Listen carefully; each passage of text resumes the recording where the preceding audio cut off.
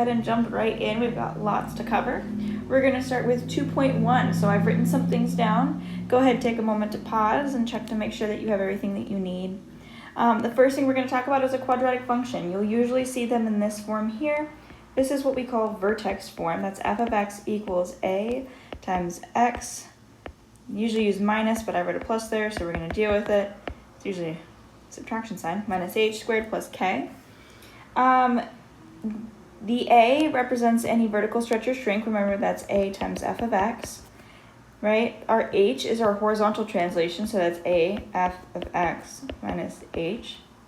And then our vertical translation is our k, so that's a f of x, a f of x minus h plus k. And that's how those look transformation-wise.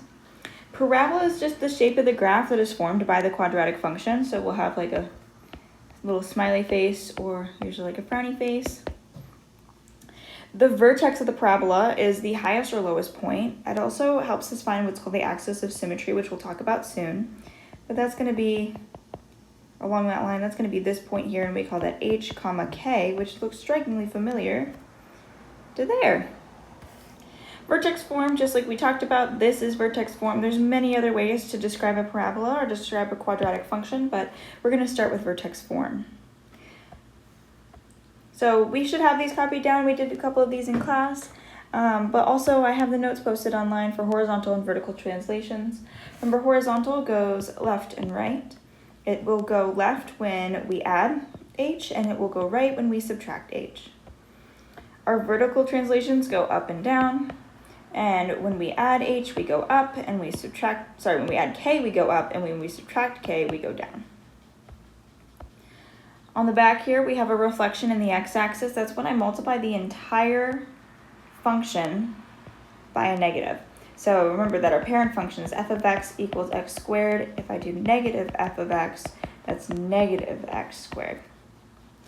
Whereas the reflection of the y-axis only pertains to the x. So if I do f of negative x, that would be equal to negative x squared, which is equal to x squared. Because a negative times a negative is a positive. Horizontal stretches and shrinks. Remember, that is going from our center here, that is stretching this way and this way, or shrinking this way and this way, right?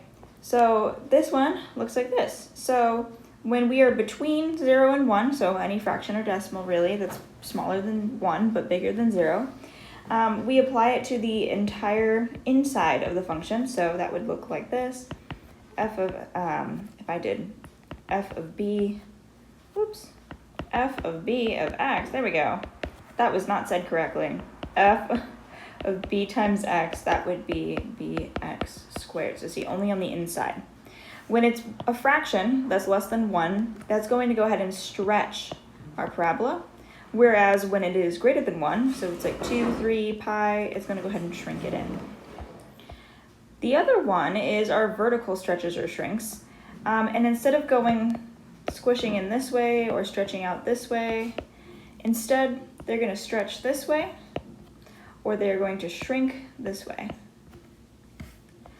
So this one's a little different. When a is greater than 1, we're going to go ahead and stretch. So we're going to get a little thinner.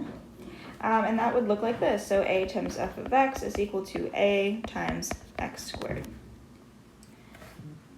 When we shrink, that's going to be our fraction or decimal that's less than 1 but greater than 0. So between 0 and 1. And that's going to go ahead and shrink this way.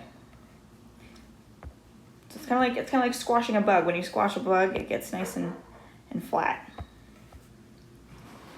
All right, let's go ahead and start with some.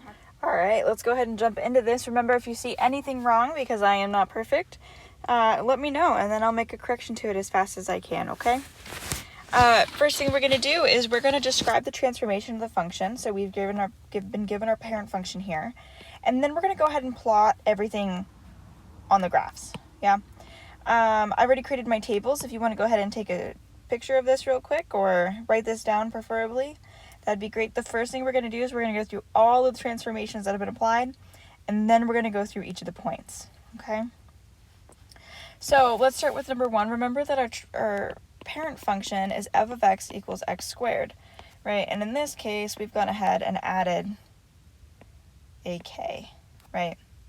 And when we do that, that is a transformation up 4 units. 4 units. Awesome. Let's talk about this next one. Remember, we have f of x equals x squared, and we've done some things to this. We have minus h minus k. So we have 2 transformations going on here. The first one we have is that we are going to the right 1 unit, and then we are going down 3 units. So we're going to go to the right 1 unit, and we're going to go down 3 units. Remember, I'm pulling all this information from the first 2 pages and from your notes that we've taken previously. This next one we have is f of x equals x squared. We have another couple things going on. So we've added 9 to the inside and we've added a negative. Okay, that is going to be a flip or a reflection. So FLIP across the x-axis, and we're going to go ahead and go with a translation left 9 units. So left 9 units. All right, let's keep going. This one we have here, we have f of x equals x squared, and we've gone ahead and we've subtracted 7, which is subtracting our k. So we went down 7 units. Okay.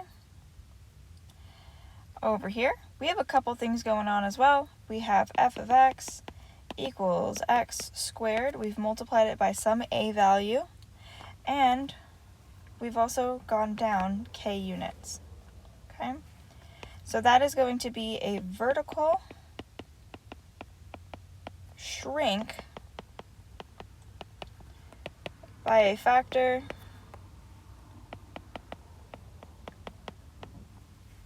I'm going to go ahead and move this by a factor of 1/3.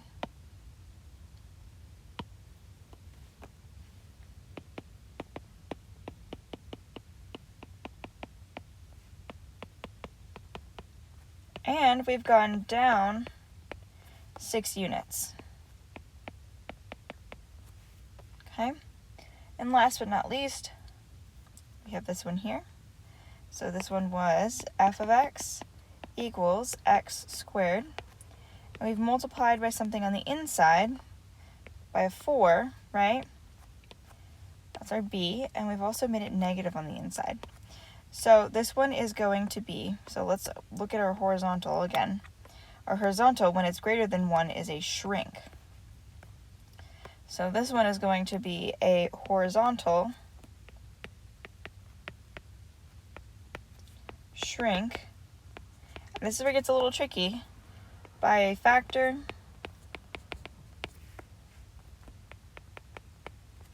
of 1/4. Notice the difference here. For horizontal stretches and shrinks, I look for the reciprocal, right? Or I turn 4 and I flip it into 1/4, right? Because that is how we describe our horizontal stretches or shrinks. For our verticals, we don't have to do that. We can just keep that and we can say a factor of 1/3. But for this one, we need to say a factor of 1/4. Okay, and then on top of that, we have a reflection. So reflection across the y-axis. Okay, and it's across the y because it's on the inside there. Okay, awesome. Let's go ahead and fill in our tables now. So for this first one, we're going to have g of, and the first thing I'm going to plug in is -2, right? So that's going to be -2 squared plus 4. Okay, that's going to be 4 plus 4. That's going to be 8. Then we're going to plug in 0. So we're going to have g of 0 equals 0 squared plus 4. 0 plus 4. G of 0 is equal to 4. Then we're going to have g of 2. That's going to be 2 squared plus 4, which is 4 plus 4, which is 8.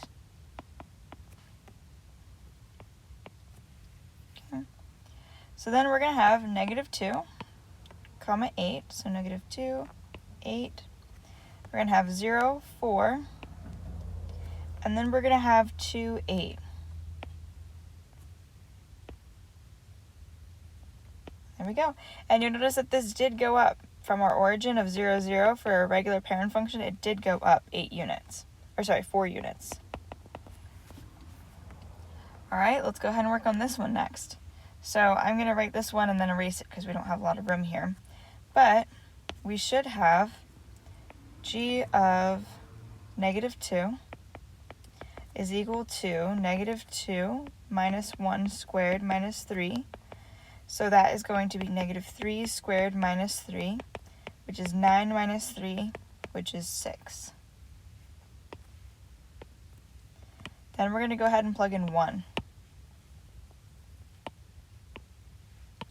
Actually, we're going to do positive 1.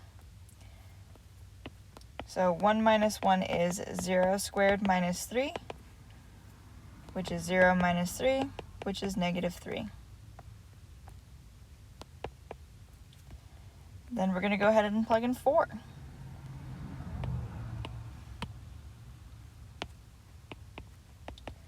Four minus 1 is 3.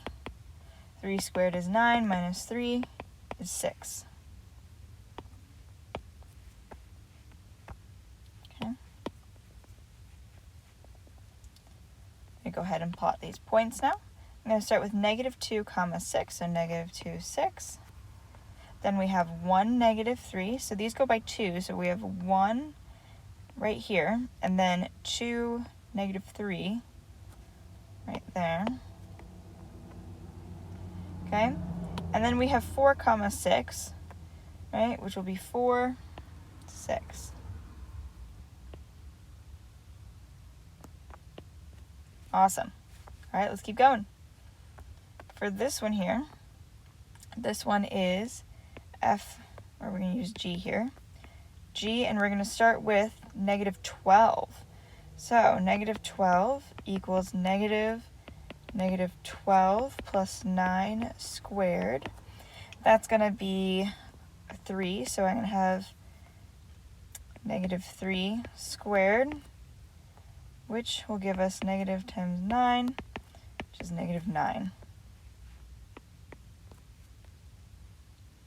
Okay. The next thing that we're going to go ahead and plug in, oops, actually, you know what, I'll leave that there.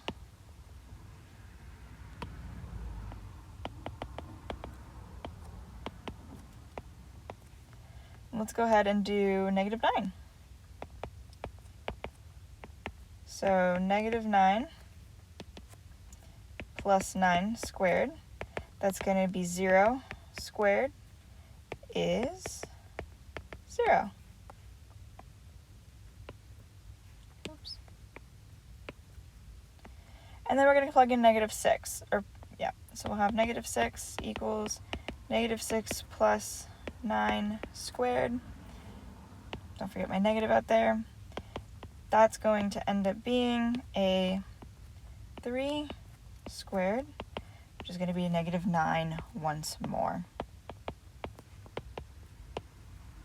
Okay, I'm going to go ahead and plot these points. So at negative 12, these go up by 3s. So negative 12 up to 9, or actually I think that's a negative 9, so I have to go the other way. Negative 9, there we go. And then we have negative 9, 0, it's about here. And then we have negative 6, negative 9. And that should be it. Go ahead and erase some of these extra pieces. Oops. There we go, good enough. All right, let's keep going. Let's plug in negative 2 for this one. So we're going to have g of negative 2 is negative 2 squared minus 7, which will give us 4 minus 7, which is negative 3.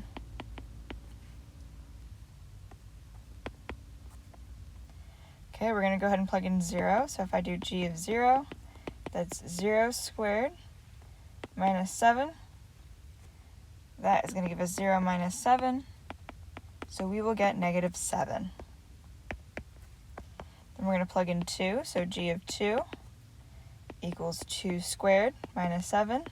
4 minus 7 is negative 3. I'm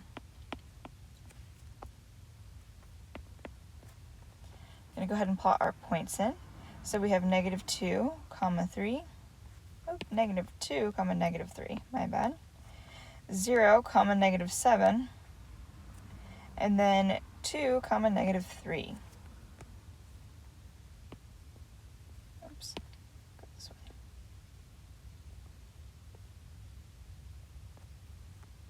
Okay. I'm going to start by plugging in negative 6. So we'll get g of negative 6 is equal to 1/3 times negative 6 squared minus 6. 6 times 6 is 36, so we will get 1/3 times 36 minus 6. Okay. 36 divided by 3 is 12. So we get 12 minus 6, which is 6. So g of negative 6 equals 6. I'll plug that in. Next, we'll plug in 0. Go ahead and erase this.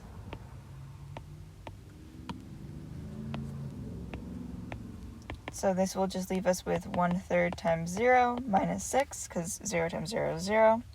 1/3 times 0 is 0 minus 6, and then g of 0 is equal to negative 6. So we're going to plug in our negative 6. Okay, and then we get to plug in 6. Okay, so let's plug in 6. 6 times 6 is 36 minus 6. 36 divided by 3 is 12 minus 6, so g of 6 is equal to 6. Got a lot of 6's here. Okay, let's go ahead and graph this. Okay, first thing I'm going to graph is negative 6 comma 6, so negative 6, 6. Then I'm going to graph 0, negative 6. And then we're going to go with 6, 6.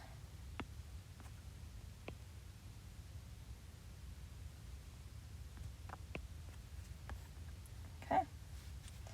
Let's go ahead and deal with this one. This is g of negative 16 to start out with. This will be negative 4 times negative 16. And these are kind of some large numbers, so I really suggest you use a calculator, but for the sake of my time, I'm just going to cheat over here and use one, but I really suggest you kind of work it out by hand. Do what you can. But you'll get negative 4 times 16 is 64. And then, oops, dropped my calculator. Let's figure out what 64 squared is, because my brain doesn't work that fast. Woo! 4, 0. Oh, that shouldn't work out right. Hold on. I've done something silly.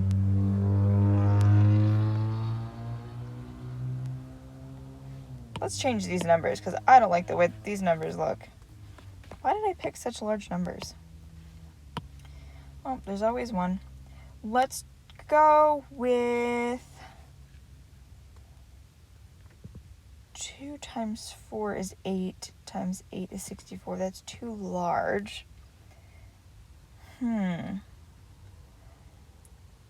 Let's go with negative 1 and 1. I think that will be helpful for us. There we go. Much nicer. Negative 1, so this will be negative 4 times negative 1 squared, which will be 4 squared, which is 16. So much nicer. I think that's what I meant, and I accidentally switched my numbers around. All right, let's try 0. So g of 0 equals negative 4 times 0 squared. That's just straight up 0, right? Because 4 times 0 is 0. 0 squared is 0. And then we're going to go ahead in with the 1 here. So then we're going to have negative 4 times 1 squared. That leaves us with a negative 4 squared, which is 16. Okay, this should be 0. So let's plot it. We've got 0, 0. We should have negative 1 So this looks like it goes up by 4, so we're going to have to guess. Negative 116, somewhere around there. Somewhere around here for positive 1 as well. So super narrow. Oh, I thought it was going to maybe give me a really nice and narrow graph. There we go. All right, this last one, let's go ahead and describe these transformations here. So right now we have f of x equals negative 10 x minus 5 squared plus 7. We have a couple things going on. So our parent function should look something like this, right?